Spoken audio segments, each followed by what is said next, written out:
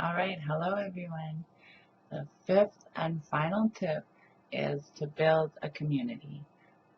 I think that this is, one of the very important things to making sure that you feel supported, that you have success in the long run. It is making sure that you have people around you to support your decisions, to motivate you, to encourage you if you misstep, to not let you down and make you feel bad about misstepping, but to keep you motivated for the next time that you have to make a decision.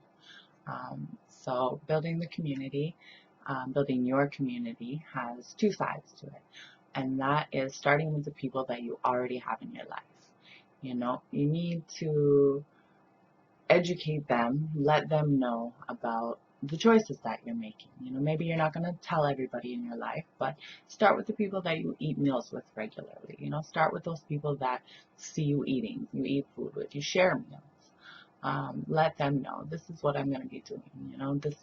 These are the changes that I want to make, and here is how you can help support me.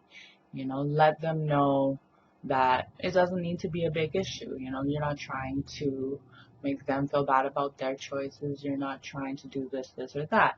All you want to do is let them know this is what I'm doing, and then let them know your motivations.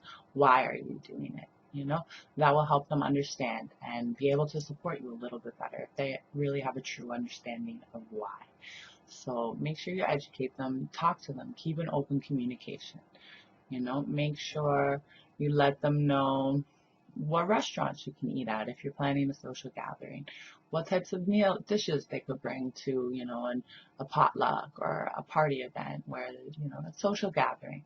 You know, I think a lot of our loved ones get overwhelmed by these things. They're, what am I gonna feed? What am I gonna feed this vegan at my party?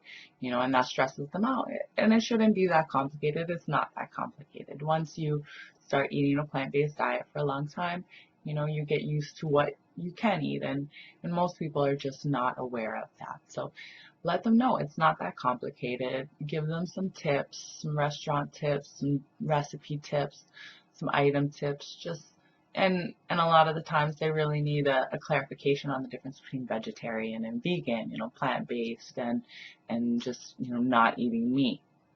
There's a lot of different sides to it. So be clear, be open, be positive, be encouraging, and just education and communication is really the most important thing, making sure that, the people that are already in your life are going to be there to support you.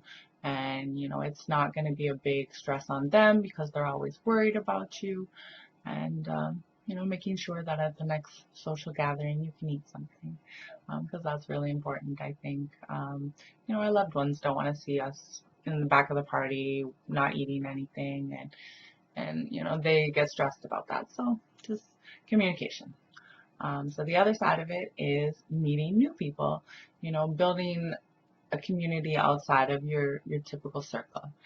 Finding people who are already vegan, who are on their mission to going plant-based right now, just the same as you. Maybe they're further, maybe they're slower, whatever the case may be. Find those people, in person, online.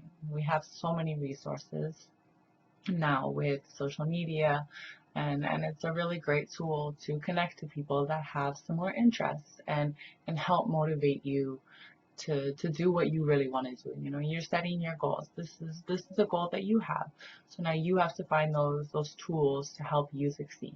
I'm not telling you that you need to go vegan. I'm not telling you need to switch to a plant-based diet.